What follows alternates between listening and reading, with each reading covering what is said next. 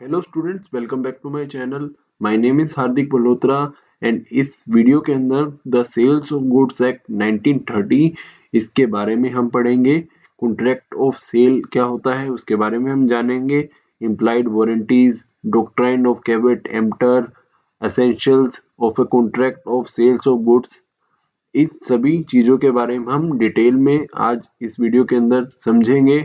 ये जो टॉपिक रहने वाला है ये बिजनेस लॉ, जो भी यूनिवर्सिटी के अंदर ये सब्जेक्ट है उन सभी स्टूडेंट्स के लिए ये वीडियो काफी हेल्पफुल रहने वाली है। तो चलिए चलते हैं नेक्स्ट स्लाइड के अंदर और देखते हैं सेल्स ऑफ गुड्स एक्ट।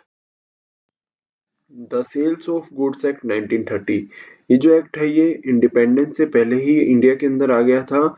इस एक्ट में सेल्स ऑफ गुड्स ट्रांजैक्शन के बारे में बताया गया है और सेल्स से रिलेटेड, गुड्स से रिलेटेड जो भी सेल हो रही है उसके बारे में सभी इस एक्ट के अंदर डिटेलिंग में मेंशन किया गया है। इसके साथ साथ इसके अंदर बायर और सेलर की क्या राइट उनके पास हैं, क्या ड्यूटीज उनकी हैं, ये सभी चीजें भी मेंशन कर रखी हैं।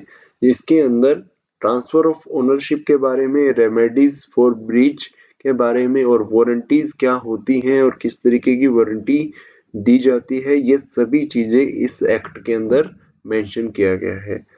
और इसके अंदर गुड्स किसको माना गया है कि गुड्स क्या चीज है। तो goods have been defined by section 2 sub section 7 of the sales of goods act 1930 के अंदर क्या बताया गया है कि गुड्स क्या होते हैं। कोई भी मूवेबल प्रॉपर्टी, किसी भी तरह की मूवेबल प्रॉपर्टी मतलब जिसको आप एक जगह से दूसरी जगह पर ले जा सकते हैं, मूव करवा सकते हैं, उसको हमने क्या माना है, गुड्स। इसके अंदर स्टॉक भी आ गए, शेयर्स भी आ गए, ग्रोइंग क्रॉप्स भी आ गई, ग्रास, ऐसी सब चीजें जो लैंड से रिलेटेड है, जिसके अंदर लैंड से कोई भी पार्ट एक जगह से दूसरी जगह पर बेचा जाता है या फिर सेल किया जाता है, वो गुड्स माना गया है। इसके अंदर जो एक्शनेबल क्लेम्स और मनी है उसको इंक्लूड नहीं किया गया। अदरवाइज सब चीजें जिसको आप एक जगह से दूसरी जगह पर मूव करवा सकते हैं वो गुड्स के अंदर मेंशन की गई है। Fundamental concepts under the sales of goods act 1930, इसके अंदर कुछ फंडामेंटल कॉन्सेप्ट्स के बारे में बात की गई है कि ये क्या होते हैं। पहला है जिसके अंदर सेल। सेल क्या है, एक ऐसा कॉन्ट्रैक्ट है जिसके अंदर जो ओनरशिप है वो इमीडिएटली ट्रांसफर कर दी जाती है फ्रॉम सेलर टू बायर। देखो जो क्या लिखा हुआ है इसके अंदर, एक ऐसा कॉन्ट्रैक्ट जिसके अंदर ownership of goods is transferred immediately from seller to buyer, उसको हम बोलते हैं सेल। और एक ऐसा कॉन्ट्रैक्ट जिसके अंदर जो ओनरशिप है वो ट्रांसफर करी जाती है एक फ्यूचर डेट पर, या फिर जो भी उन्होंने फाइनल की है दोनों पार्टीज ने मिलके किस कंडीशन पे। तो एक फ्यूचर डेट पे जब ओनरशिप ट्रांसफर करी जाती है, मतलब मालिक जो है वो एक बाद में फ्यूचर डेट पे जाकर बायर बनता है, उसको हम बोलते हैं एग्रीमेंट टू सेल। फिर आएगा गुड्स। गुड्स एक ऐसी मूवेबल प्रॉपर्टी है, exclude money and actionable claims. Money और एक्शनेबल क्लेम्स को छोड़ के ऐसी कोई भी प्रॉपर्टी जिसको आप मूव करवा सकते हैं, चाहे वो टेंजिबल हो या वो इंटेंजिबल हो, वो गुड्स के अंदर इंक्लूड है। फिर आएगा आपका प्राइस। प्राइस एक ऐसी कंसिडरेशन है जिसके बदले में जो बायर है वो गुड्स को देता है। प्राइस एक ऐसी कंसिडरेशन है जो बायर पे करता है गुड्स के बदले में सेलर को। फिर उसके बाद आएगा transfer of ownership. Transfer of ownership के अंदर चीजें आ जाती हैं, ऐसे सभी टर्म्स जिसके बेसिस पे दोनों पार्टीज ने एग्री किया है। और ये provision of act. Contract of cell.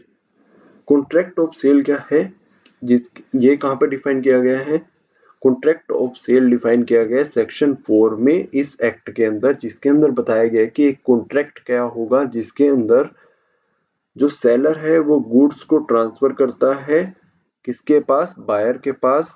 उसके बदले में क्या लेता है उससे, एक प्राइस।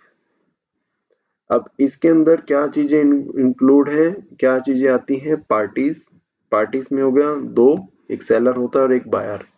गुड्स। गुड्स क्या होते हैं, जो एक चीज सेल की जा रही है, goods that are subject to sale. फिर आएगा नेक्स्ट प्राइस। प्राइस क्या है? जो दोनों पार्टीज आपस में एग्री होती हैं कि ये प्राइस के बदले में जो गुड्स हैं वो ट्रांसफर कर दिए जाएंगे। अब ये जो प्राइस है वो इमिडिएटली भी पे किया जाता है और एक इंस्टॉलमेंट्स में भी पे किया जाता है।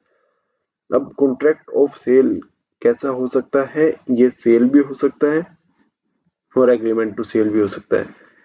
सेल में क्या होता है? जो ओनरशिप है वो इमीडिएटली ट्रांसफर कर दी जाती है और एग्रीमेंट टू सेल के अंदर जो ओनरशिप है वो एक फ्यूचर डेट पे ट्रांसफर की जाती है या फिर जो भी कंडीशंस उन्होंने फाइनल की है उस बेसिस पर।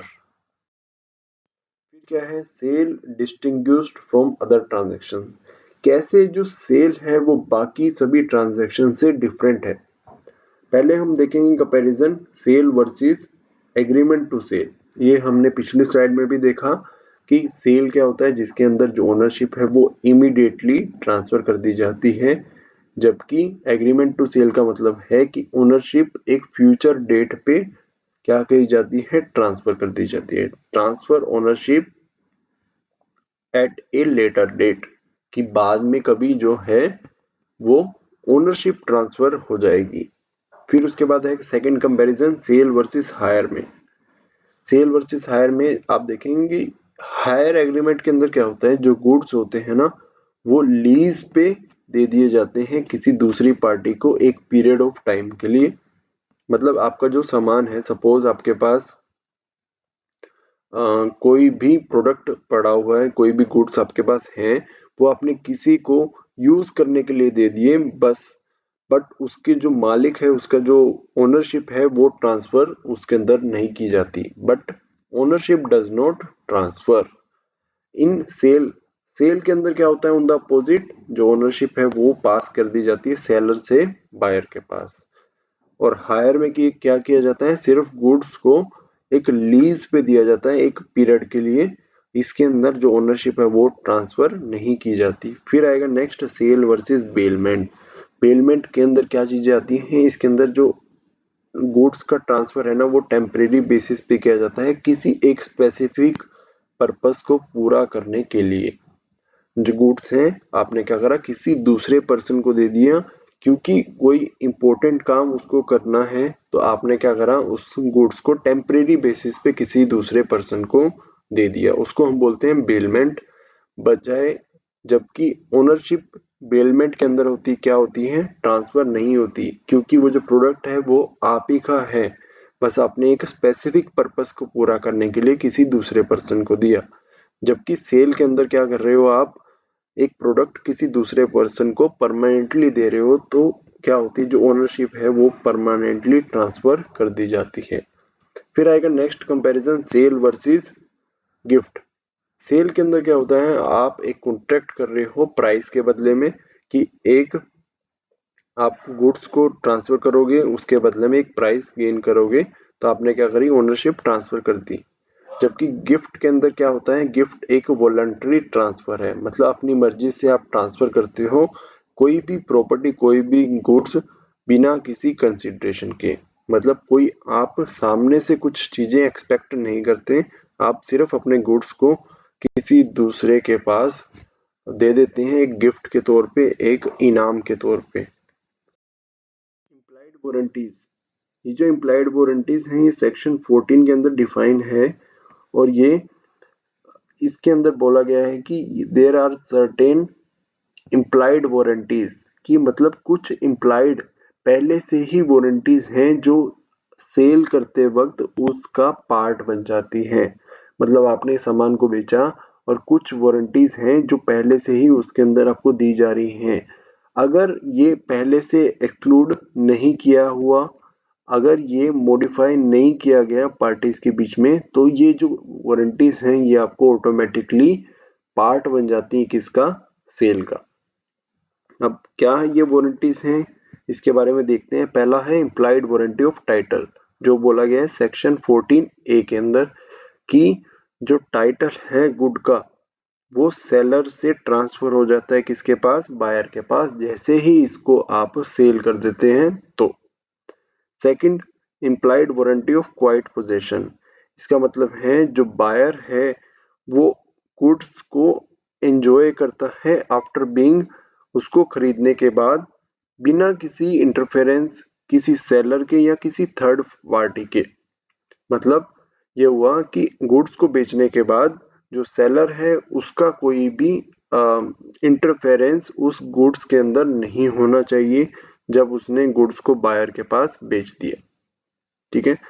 तीसरा है implied warranty of freedom from encumbrance, कि ऐसा कोई भी चार्ज या ऐसा कोई भी एनकम्बरेंस सेलर को डिस्क्लोज करने से छुपाना नहीं चाहिए जब भी वो गुड्स को बेच रहा है। मतलब बेचते वक्त उसको सारी बातों का बायर को बता देनी चाहिए पहले से ही। कुछ भी छुपाया तो ये इम्प्लाइड वारंटी के अंदर मेंशन किया गया है। फिर उसके बाद है इम्प्लाइड वारंटी ऑफ मर्केंटेबल क्वालिटी, कि जो भी गुड्स जिस भी क्वालिटी के बायर ने एक्सेप्ट किए हैं, मतलब आपने एज ए बायर आपने 5 तरह के प्रोडक्ट को देखा और जो सा आपने बेस्ट क्वालिटी आपको लगती है वो आपने सिलेक्ट करा, तो जो सेलर है उसको वही क्वालिटी का प्रोडक्ट आपको देना चाहिए या देना होगा, जो आपको सबसे अच्छा लगे, जो आपके यूज का हो, फिट फॉर योर यूज। फिर है next implied warranty of fitness for purpose, कि जिस भी पर्पस के लिए आपने वो पार्टिकुलर प्रोडक्ट को, पार्टिकुलर गुड्स को मांगा है, जिस भी काम के लिए, वो जो सेलर है उसको उसी चीज के पर्पस को फुलफिल करने के लिए आपको प्रोडक्ट को देना चाहिए। ये 5 इम्प्लाइड वारंटीज आपके सेक्शन 14 के अंदर मेंशन है। डॉक्ट्राइन ऑफ कैवेट एम्पटर, ये जो डॉक्ट्राइन ऑफ कैवेट एम्पटर है ये एक लैटिन वर्ड से निकला है जिसका मतलब है लेट द बायर बिवेयर। इसका मतलब हुआ कि बायर को खुद नॉलेज होनी चाहिए जो सामान वो लेने जा रहा है मार्केट के अंदर। ये एक इम्पोर्टेंट प्रिंसिपल है किसके अंदर, सेल्स ऑफ गुड्स एक्ट के अंदर। ये जो डॉक्ट्राइन है वो क्या बोलता है कि buyer is responsible for checking the quality and suitability of the goods before purchase, कि बायर की ही रिस्पॉन्सिबल है, बायर की क्या है, रिस्पॉन्सिबिलिटी है कि वो क्वालिटी को चेक करे, वो सूटेबिलिटी को चेक करे गुड्स की परचेज करने से पहले। एसेंशियली 2 ऑब्लिगेशंस भी डाली हुई है इस डॉक्ट्राइन के अंदर।